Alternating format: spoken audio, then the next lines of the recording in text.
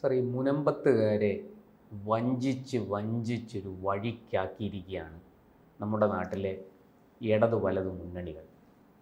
ഈ വഖഫ് നിയമ ഭേദഗതി വന്നിട്ടും അവർ അതിന് ഒരു കുറവും വരുത്തുന്നില്ല.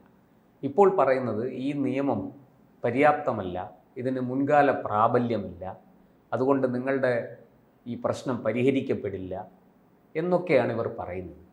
എന്താണ് ഈ ഇടത് വലത് മുന്നണികൾ ഇങ്ങനെ ഈ മുനമ്പത്തുകാരെ ദ്രോഹിക്കാൻ? അവർക്ക് എന്താ? ഇവർ കേരളത്തിലെ മലയാളികളല്ലേ, ഇന്ത്യൻ പൗരന്മാരല്ലേ, അവർക്ക് വോട്ടവകാശം ഇല്ലേ? ഇവരെന്തുകൊണ്ടാണ് ഇങ്ങനെ ഇത്ര നഗ്നമായ ഈ മുസ്ലിം പ്രീണനം നടത്തേണ്ട കാര്യമുണ്ടോ? ഇങ്ങനെ വഖഫിനെ പിന്തുണയ്ക്കേണ്ട കാര്യമുണ്ടോ? അല്ല, ഇവർക്കിത് പറയാൻ എന്താണ് യോഗ്യത? ഈ ഭേദഗതി ബില്ല് പാർലമെൻറ്റിൽ അവതരിപ്പിച്ചപ്പോൾ പ്രിയങ്ക ഗാന്ധി അവിടെ ഉണ്ടായിരുന്നു? ഇല്ല. അത് തന്നെ വളരെ ചോദ്യം ചെയ്യപ്പെട്ട ഒരു സംഭവമല്ലേ? കേരളത്തിൽ നിന്നുള്ള ഒരു എം പി അല്ലേ? അതെ, വയനാട് എന്നുള്ള എം പി ആണ്. കോൺഗ്രസിന്റെ എന്താ പറയണ്ടേ, അഖിലേന്ത്യാ ജനറൽ സെക്രട്ടറി സ്ഥാനത്തിരിക്കുന്ന ആളും കൂടിയല്ലേ. അവരൊന്നിലുമില്ലായിരുന്നു AICC സമ്മേളനത്തിന്. അത് പിന്നെ പോട്ടെ, AICC സമ്മേളനത്തിന് അവർ ചെല്ലുവോ ചെല്ലാതിരിക്കുകയോ, ലീവ് എടുത്ത് വിദേശത്ത് പോയി പ്രസവാവധി എടുത്ത് പോയതായിരിക്കും ചിലപ്പോൾ. അല്ല, അതെന്തെങ്കിലും ആകട്ടെ, അവർ വരുവോ വരാതിരിക്കുകയോ കേട്ടോ, അതറിയേണ്ട കാര്യമില്ല. പക്ഷെ പാർലമെൻറ്റിൽ ചെല്ലണ്ടേ, അവിടെ ജനപ്രതിനിധിയല്ലേ. AICC സമ്മേളനത്തിനകത്ത് അവർ പാർട്ടിയുടെ ആളെന്നു പറയാം, അത് നമുക്കറിയേണ്ട കാര്യമില്ല. അപ്പോൾ ഈ തെരഞ്ഞെടുപ്പ് നടന്ന സമയത്ത് എന്തായിരുന്നു? ഉപതെരഞ്ഞെടുപ്പ് നടന്ന സമയത്തല്ലേ മുനമ്പം വിഷയം കത്തിക്കേറി? അന്ന് ഈ ഇവരെല്ലാം എന്തുമായിരുന്നു ഗോഷ്ഠികൾ അവിടെ കാണിച്ചത്? ഹൈബി ഈഡൻ വരെ എന്തായിരുന്നു അവിടെ പോയി?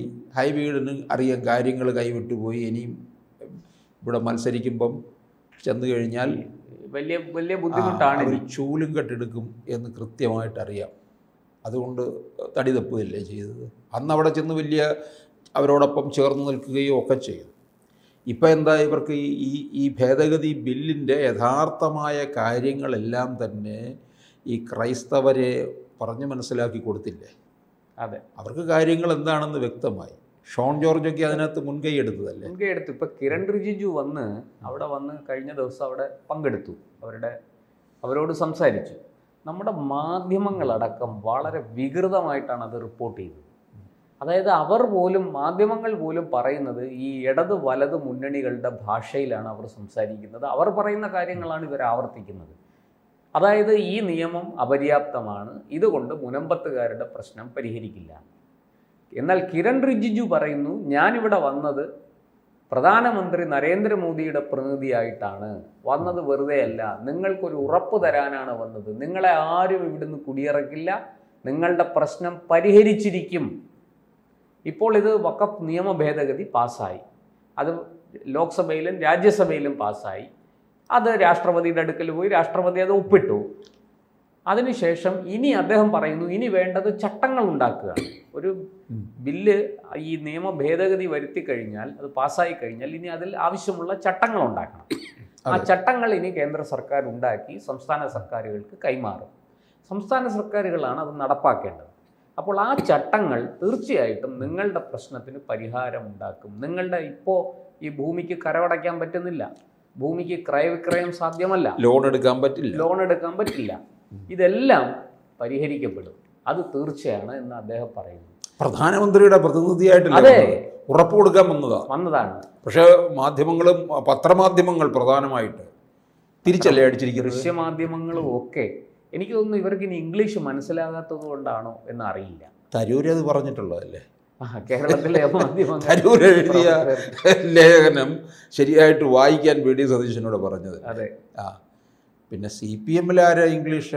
റഹീം ചിലപ്പോൾ ട്രാൻസ്ലേറ്റ് ചെയ്ത് കൊടുക്കും. എങ്കിൽ നന്നായിരിക്കും സാർ. അപ്പോൾ ചിലപ്പോൾ എല്ലാ കാര്യങ്ങളും മാറും. വഖഫ് ഭേദഗതി കാര്യമായിരിക്കത്തില്ല, വേറെ എന്തെങ്കിലും പരിഭാഷയായിരിക്കും നടക്കുന്നത്.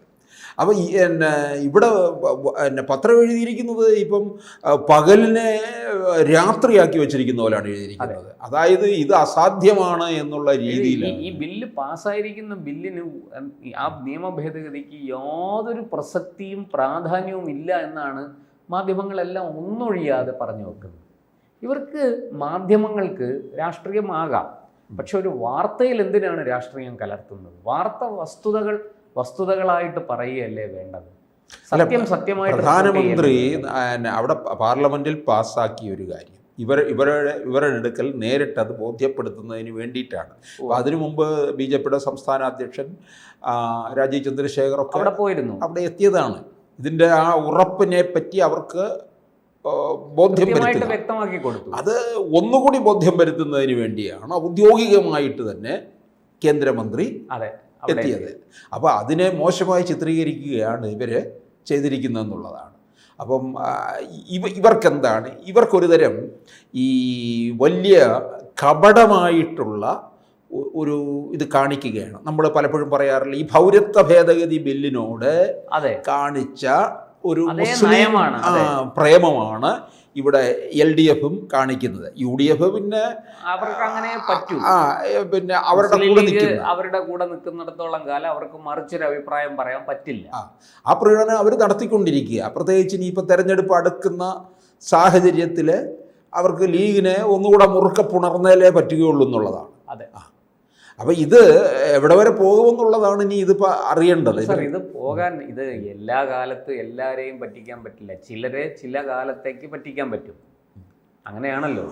പക്ഷേ ഇത് ഇപ്പോൾ ഈ പറഞ്ഞതുപോലെ കേന്ദ്ര സർക്കാർ ചട്ടങ്ങളും കൂടെ നിർമ്മിച്ച് അത് താഴോട്ട് വന്നു കഴിഞ്ഞാൽ, സംസ്ഥാനങ്ങളിലേക്ക് വന്നു കഴിഞ്ഞാൽ സംസ്ഥാനങ്ങൾ അത് നടപ്പാക്കിയേ തീരൂ. ഇപ്പോൾ മമത പറയുന്നത് കേട്ടു, ഇവിടെ വഖഫ് നിയമ ഭേദഗതി ഇവിടെ നടപ്പാക്കില്ല. മമതയ്ക്ക് അത് പറയാനുള്ള അധികാരം എന്താണ് എന്ന് എനിക്ക് മനസ്സിലാകുന്നില്ല. കേന്ദ്ര സർക്കാർ ഇന്ത്യൻ പാർലമെൻറ്റിൽ പാസ്സാക്കിയ ഒരു നിയമ ഭേദഗതി നടപ്പാക്കില്ല എന്നൊരു സംസ്ഥാനത്തെ മുഖ്യമന്ത്രി പറഞ്ഞാൽ അതിൻ്റെ അർത്ഥം അവരെ ആ നിമിഷം പിരിച്ചുവിടണം എന്ന ആർട്ടിക്കിൾ 356 ഉപയോഗിക്കണം എന്നാണ്. 356 വകുപ്പ് ഉപയോഗിച്ച് ആ സർക്കാരിനെ അപ്പം തന്നെ പിരിച്ചുവിടണം എന്നാണ് ഞാൻ മനസ്സിലാക്കുന്നത്. അല്ല, ഇത് തന്നെയാണ് പിണറായി പൗരത്വ ബില്ലിന്റെ കാര്യത്തിനകത്ത് പറഞ്ഞത്. എന്നിട്ട് അവസാനം എന്തായി? അത് ഒരു കാരണവശാൽ അത് കേരളത്തിൽ അത് നടപ്പാക്കേണ്ടത് അവരുടെ ജോലിയാണ്, കേന്ദ്രത്തിന്റെ ജോലിയാണ്. അത് അവര് ചെയ്തോളൂ. അവിടെ അവര് പാകിസ്ഥാനിൽ നിന്നും ബംഗ്ലാദേശിൽ നിന്നുമൊക്കെ പലായനം ചെയ്തു വരുന്ന അവിടുത്തെ ന്യൂനപക്ഷങ്ങൾ, അതായത് അവിടുത്തെ അമുസ്ലിങ്ങളായിട്ടുള്ള ഹിന്ദുക്കള്, ക്രിസ്ത്യാനികള്, ബൗദ്ധര്, സിഖുകാര്, ജൈനര്, ഇങ്ങനെയുള്ള മതവിഭാഗങ്ങളിൽപ്പെട്ട ആൾക്കാർ അവിടുത്തെ മതപരമായ ആക്രമണങ്ങളിൽ പലായനം ചെയ്ത് ഇവിടെ വരുമ്പോൾ അവർക്ക് ഇവിടെ അഭയാർത്ഥികളായിട്ട് അവരെ സ്വീകരിച്ച് അവർക്ക് പൗരത്വം കൊടുക്കുക, ഇന്ത്യൻ പൗരത്വം കൊടുക്കുക. അതാണ് CAA കൊണ്ട് ഉദ്ദേശിക്കുന്നത്. അത് എങ്ങനെയാണ് അതിനകത്ത് പിണറായി വിജയനും ഈ പറയുന്ന മമതാ ബാനർജിക്കും ഒക്കെ അതിൽ എന്ത് പങ്കാണുള്ളത്? അല്ല, ഇത് ഇവര് പിന്നെ മനുഷ്യരെ പറ്റിക്കുകയല്ല ചെയ്യുന്നത്, തീർച്ചയായും പറ്റിപ്പായിട്ടുള്ള കാര്യങ്ങൾ തന്നെ. സാർ, ഇത് ഒരു എപ്പോഴും ഈ RSS BJP ഭയം ഇങ്ങനെ സമൂഹത്തിൽ നിലനിർത്തിക്കൊണ്ട് മുസ്ലിങ്ങളെ ചൂഷണം ചെയ്യുക, മുസ്ലിം വോട്ട് ബാങ്ക് ചൂഷണം. അല്ല, എപ്പോഴും ഈ തെറ്റിദ്ധരിപ്പിച്ചു ഇപ്പം പൗരത്വ ബില്ല് ഇവിടെ നടപ്പാക്കില്ല എന്നൊക്കെ പറയുന്നത്. അതുപോലെ തന്നെ ഞാൻ ചോദിച്ചിട്ട്, ഈ കേന്ദ്രത്തിൽ നിന്നുള്ള നിരവധി പദ്ധതികൾ, ആനുകൂല്യങ്ങൾ ഇവിടെ അതിൻ്റെ മുഴുവൻ ഗുണഭോക്താക്കളായി മാറുന്നുണ്ട് ആൾക്കാർ. അത് മുഴുവൻ ഇവരുടെ ക്രെഡിറ്റ് ആക്കി എടുത്ത് വെക്കുകയാണ് സംസ്ഥാനത്തിൻ്റെ. അതെന്താ ചെയ്യുന്നത്? കേന്ദ്ര പദ്ധതികൾ പലതും പേര് മാറ്റി ഇവിടെ ഓടിച്ച് അതിൻ്റെ നേട്ടം കൊയ്യാണ്, രാഷ്ട്രീയമായ നേട്ടം കൊയ്യാനാണ് ശ്രമം. ഇത് കോൺഗ്രസ്സുകാർ പറഞ്ഞുകൊണ്ട് പറയത്തില്ല, കോൺഗ്രസ്സുകാർ പറയില്ല. പറഞ്ഞാൽ ഉടനെ എന്ത് ചെയ്യും? അത് കോൺഗ്രസിനോ CPM-നോ കിട്ടേണ്ട ആനുകൂല്യം BJP-യിലേക്ക് പോകും. അല്ല, കോൺഗ്രസ്സുകാർ പറഞ്ഞാൽ ഉടൻ CPM-കാർ തിരിച്ചടിക്കും, നിങ്ങൾക്ക് BJP ആയിട്ടാണ് ബന്ധം എന്നൊക്കെ പറയുന്നത്. BJP-യുടെ എന്താ പറയാ, രഹസ്യ പങ്കാളിയാണ് എന്നൊക്കെ പറഞ്ഞു. ഇതാണ് ആ കോവിഡ് കാലത്തും ഒരു നിരവധി ആനുകൂല്യങ്ങൾ കേന്ദ്രത്തിൽ നിന്ന് കിട്ടിയപ്പോഴും ചെയ്തത് ഇതാണ് കേരളം ചെയ്തത്. അപ്പം ഇവരിവിടെ ഇതിനകത്ത് പറഞ്ഞാൽ ഒരു വർഗീയ രാഷ്ട്രീയ ഇവർ നന്നായിട്ട് കൈകാര്യം ചെയ്യുന്നുണ്ട്. അതാണ് ഈ പറഞ്ഞ പൗരത്വ നിയമ ഭേദഗതിക്ക് പുറകെ ഈ വഖഫ് നിയമ ഭേദഗതിയിലും നമ്മൾ കേരളത്തിൽ കണ്ടുകൊണ്ടിരിക്കുന്നത് അതാണ്. നഗ്നമായ ഈ മതപ്രീണനവും വൃത്തികെട്ട രാഷ്ട്രീയവുമാണ് ഈ ഇടതുമുന്നണിയും വലതുമുന്നണിയും മാറി മാറി കേരളത്തിൽ കളിച്ചുകൊണ്ടിരിക്കുന്നത്. കൂടുതൽ വാർത്തകളും വിശേഷങ്ങളും നിങ്ങളിലേക്ക് എത്താൻ ABC മലയാളം സബ്സ്ക്രൈബ് ചെയ്യുക, ബെൽ ബട്ടണും അമർത്തുക.